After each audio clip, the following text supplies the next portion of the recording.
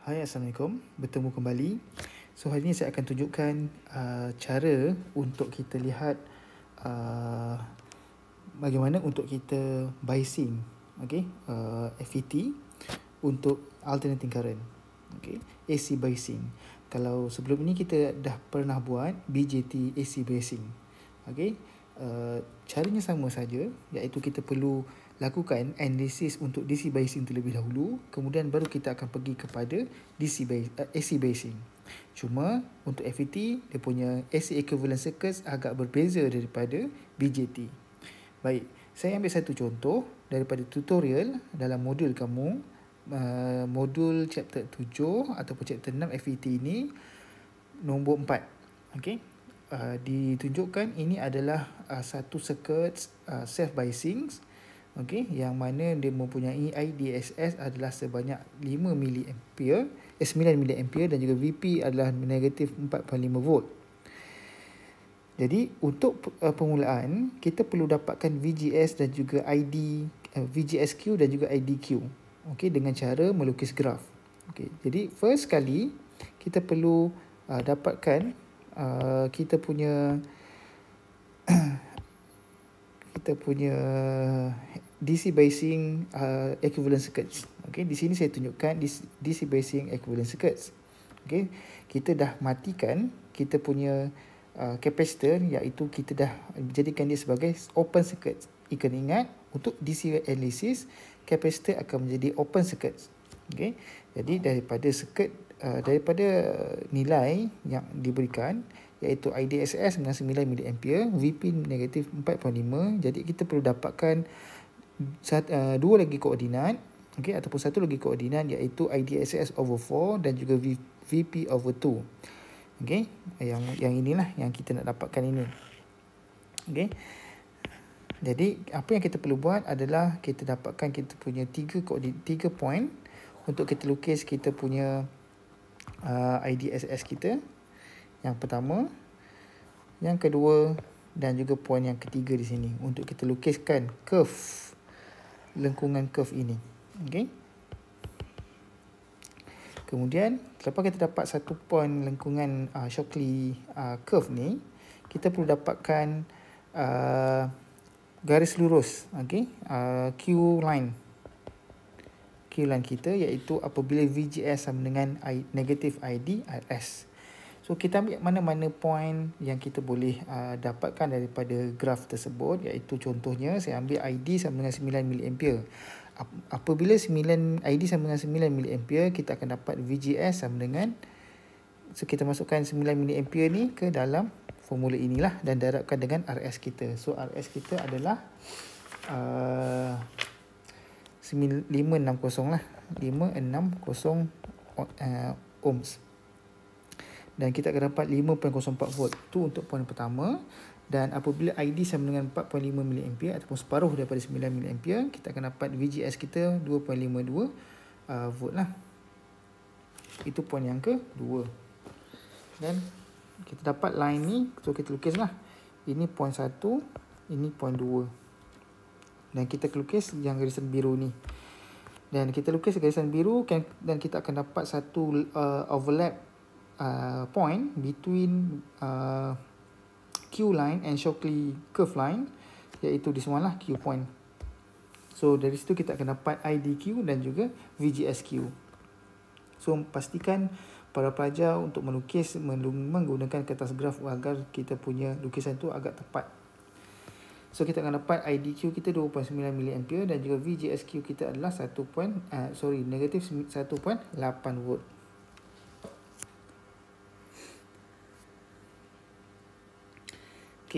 Itu kita dah dapat lah. Kemudian satu lagi point adalah kita perlu dapatkan VDS untuk kegunaan akan datang. So VDS tu datang daripada mana? VDS tu adalah datang daripada loop yang kedua daripada DC biasing. Ini dia loop kedua.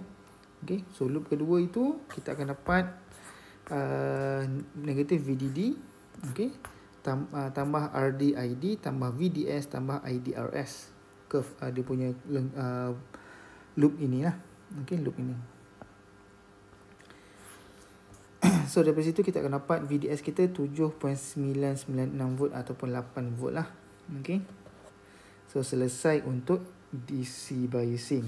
Okay, so kita dapat yang pertama adalah IDQ, kemudian yang kedua kita dapat VGSQ, dan yang ketiga kita akan dapat VDS lah. Itu key point yang kita perlu ada, yang kita perlu tahu.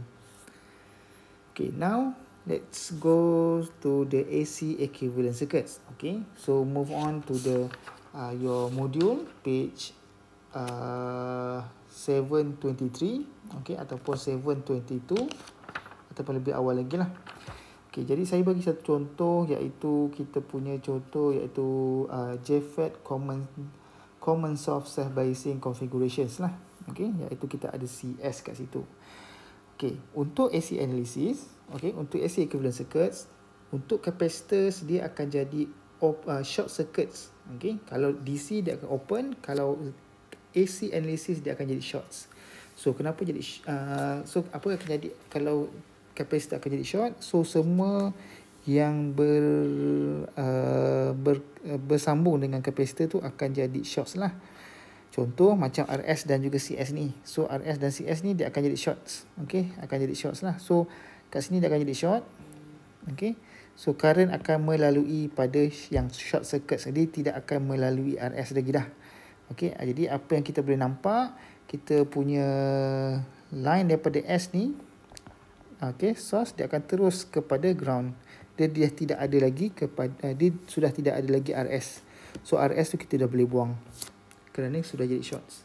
Okay, untuk FET, okay, equivalent circuits bagi FET adalah sebeginilah yang saya masukkan dalam kotak warna purple ni, yang mana dia mempunyai VGS, okay, satu open voltage VGS. Kemudian kita ada dependent current source, iaitu kita nilaikan sebagai GM direct VGS, dan satu lagi rintangan RD. Okey, rintangan RD. Okey.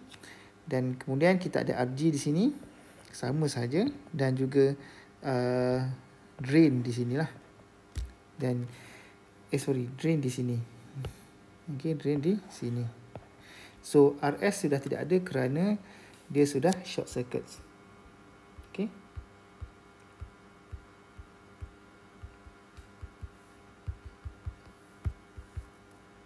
Okey. Now daripada equivalent circuits ni kita boleh nampak, okey, macam BJT saya kata kita ada 4 komponen yang kita perlu tahu untuk dapatkan amplifier. Okey, iaitu input ZI ataupun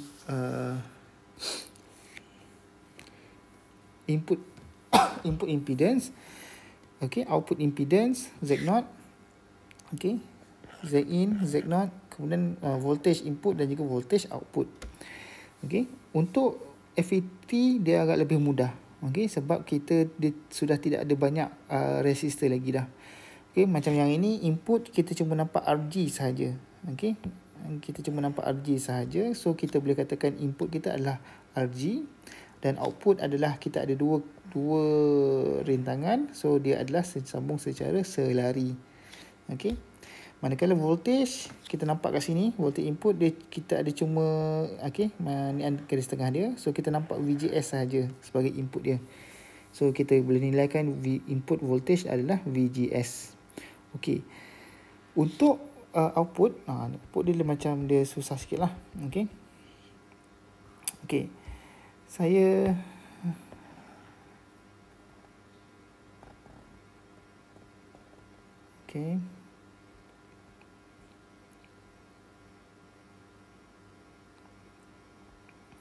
untuk